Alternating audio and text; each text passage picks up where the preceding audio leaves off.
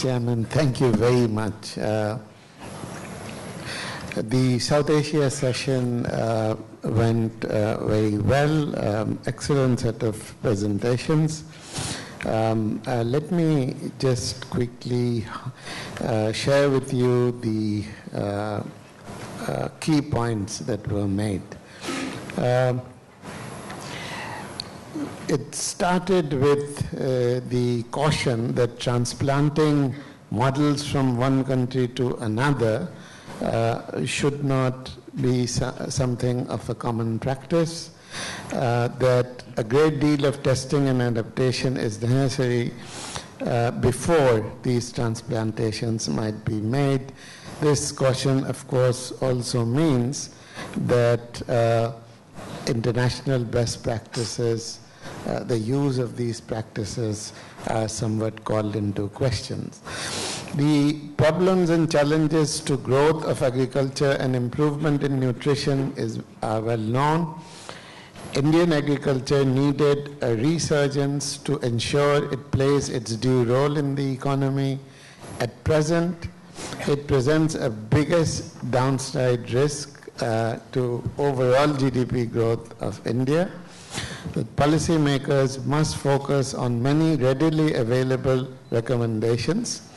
And one of the presentations focused on a concise set of 6 points, 6-point recommendations. Two of these emphasized the importance of public investment in crowding in rather than crowding out private investment. And the second underscored the need for food price subsidies, largely because of the skewness in the consumption patterns. It was also pointed out in the case of Nepal that it had transited from being a food surplus economy to becoming a food deficit one. In fact, this happened just over the past decade. It was suggested that widespread child nutrition in Nepal was perhaps best addressed through evidence-based approaches. The point was also made that for Sri Lanka, that the existence of multiple agencies in the agriculture sector results in lack of coordination and impedes agricultural performance. Most recently, empirical evidence from Sri Lanka suggests that malnutrition is rising. This is an interesting point because Sri Lanka is the highest per capita income country in South Asia and also has the best social indicators.